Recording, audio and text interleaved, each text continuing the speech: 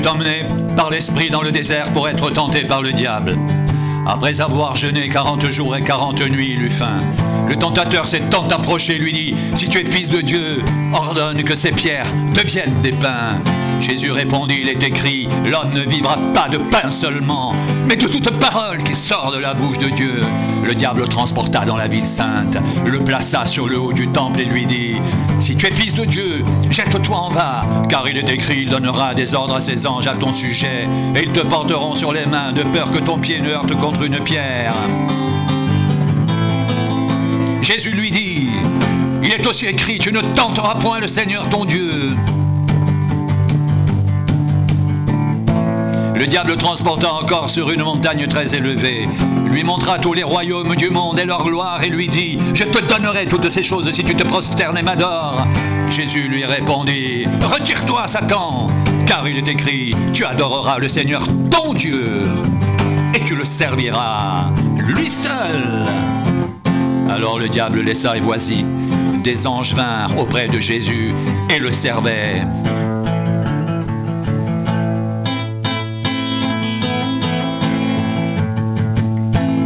Jésus, ayant appris que Jean avait été livré, se retira dans la Galilée, quitta Nazareth et vint demeurer à Capernaum, situé près de la mer dans le territoire de Zabulon et de Nephtali, afin que s'accomplisse ce qui avait été annoncé par Ésaïe le prophète.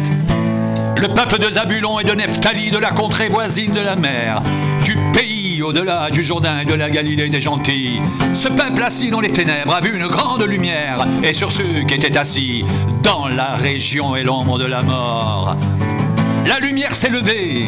Dès ce moment, Jésus commença à prêcher et à dire, « Repentez-vous, car le royaume des cieux est proche. » Comme il marchait le long de la mer de Galilée, il vit deux frères, Simon, appelé Pierre, et André son frère, qui jetaient un filet dans la mer. Car ils étaient pêcheurs, il leur dit, « Suivez-moi, et je vous ferai pêcheurs d'hommes. » Aussitôt, ils laissèrent les filets et le suivirent. De là, étant allé plus loin, il vit deux autres frères, Jacques, fils de Zébédée, et Jean, son frère, qui étaient assis dans une barque avec Zébédée, leur père, et qui réparaient leurs filets. Il les appela, et aussitôt ils laissèrent la barque et leur père, et le suivirent. Jésus parcourait toute la Galilée, enseignant dans les synagogues, prêchant la bonne nouvelle du royaume, éclaircissant toute maladie et toute infirmité parmi le peuple. Sa renommée se répandit dans toute la Syrie, et on lui amenait tous ceux qui souffraient de maladies, de douleurs de divers genres, des démoniaques, des lunatiques, des paralytiques, et il les guérissait. Une grande foule le suivit, de la Galilée, de la Décapole, de Jérusalem, de la Judée et d'au-delà du Jourdain. Voyant la foule, Jésus monta sur la montagne, et après qu'il se fut assis, ses disciples s'approchèrent de lui, puis, ayant ouvert la bouche, il les enseigna et dit, «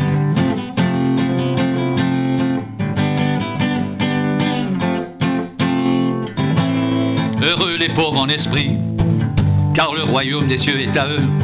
Heureux les affligés, car ils seront consolés.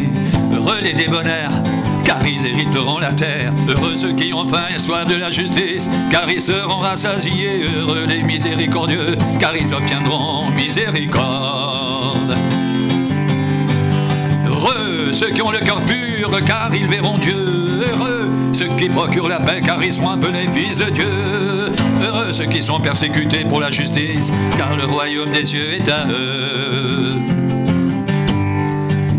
Heureux serez-vous lorsqu'on vous outragera, qu'on vous persécutera et qu'on dira faussement de vous toutes sortes de mal à cause de moi. Réjouissez-vous et soyez dans l'allégresse, parce que votre récompense sera grande dans les cieux, car c'est ainsi qu'on a persécuté les prophètes qui ont été avant vous.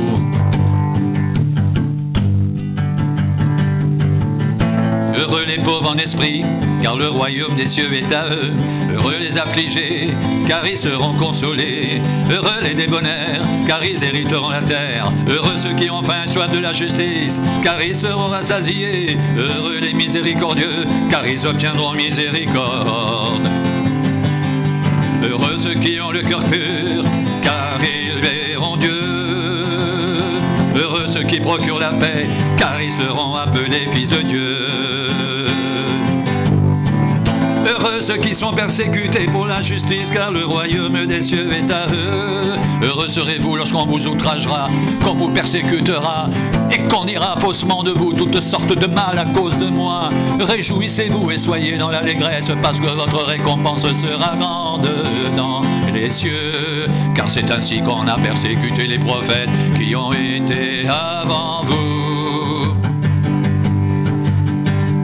Jésus parcourait toute la Galilée, enseignant dans les synagogues, prêchant la bonne nouvelle du royaume et guérissant toute maladie et toute infirmité parmi le peuple. Sa renommée se répandit dans toute la Syrie. On lui amenait tous ceux qui souffraient de maladies et de douleurs de divers genres, des démoniaques, des lunatiques, des paralytiques, et il les guérissait. Une grande foule le suivit. De la Galilée, de la Décapole, de Jérusalem, de la Judée et d'au-delà du Jourdain.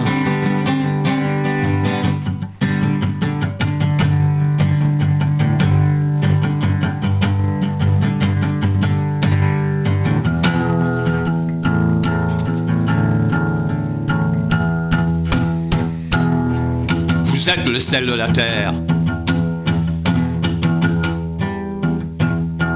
Mais si le cerf perd sa saveur, avec quoi la lui rendra-t-on? Il ne sert plus qu'à être jeté dehors et foulé aux pieds par les hommes.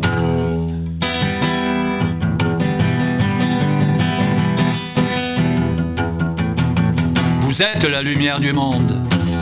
Une ville située sur une montagne ne peut être cachée, et on n'allume pas une lampe pour la mettre sous le boisseau, mais on la met sur le chandelier, et elle éclaire tous ceux qui sont dans la maison.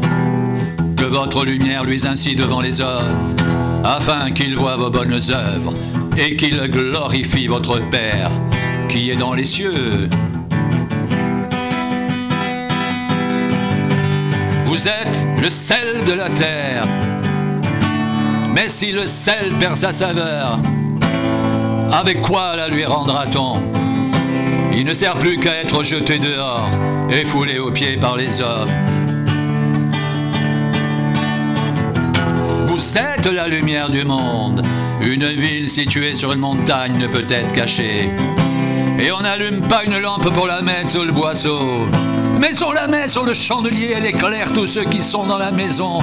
Que votre lumière luise ainsi devant les hommes, afin qu'ils voient vos bonnes œuvres et qu'ils glorifient votre Père qui est dans les cieux.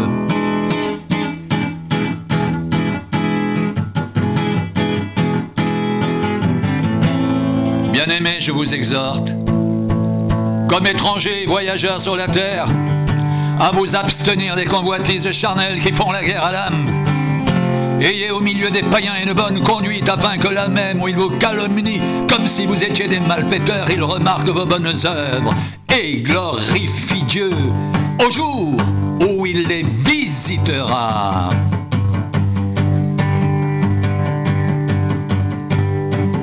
Bien-aimés, je vous exhorte, comme étrangers et voyageurs sur la terre, à vous abstenir des convoitises charnelles qui font la guerre à l'âme. Ayez au milieu des païens une bonne conduite, afin que là même où ils vous calomnient, comme si vous étiez des malfaiteurs, ils remarquent vos bonnes œuvres et glorifient Dieu au jour où il les visitera.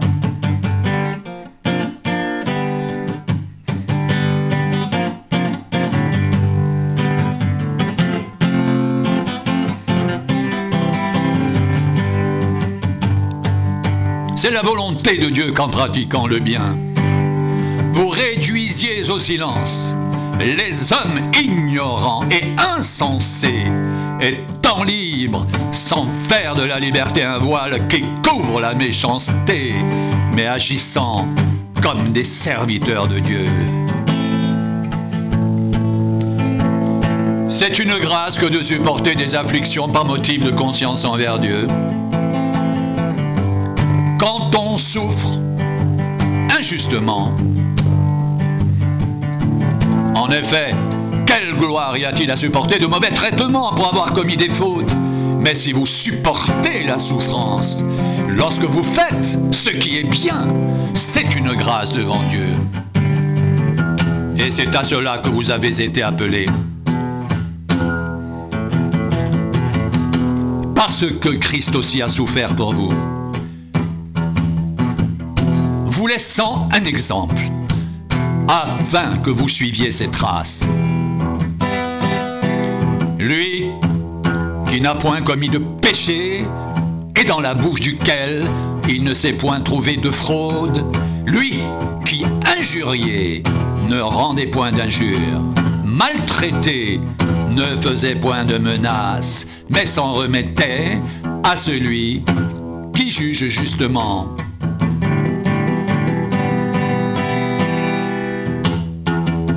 Lui qui a porté lui-même nos péchés en son corps sur le bois, afin que, morts au péché, nous vivions pour la justice. Lui, par les meurtrissures duquel vous avez été guéris, car vous étiez comme des brebis errantes. Mais maintenant, vous êtes retournés vers le pasteur et le gardien de vos âmes.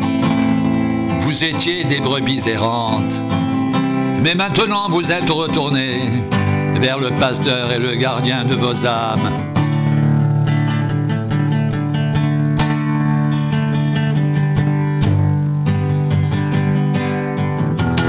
D'ailleurs, quand vous souffririez pour la justice, vous seriez heureux. N'ayez d'eux aucune crainte et ne soyez pas troublés, mais sanctifiez dans vos cœurs Christ le Seigneur, étant toujours prêt à vous défendre avec douceur et respect, devant quiconque vous demande raison de l'espérance qui est en vous, ayant une bonne conscience, afin que la même où il vous calomnie comme si vous étiez des malfaiteurs, ce qui décrit votre bonne conduite en Christ, soit couvert de confusion, car il vaut mieux souffrir, si telle est la volonté de Dieu, en faisant le bien qu'en faisant le mal.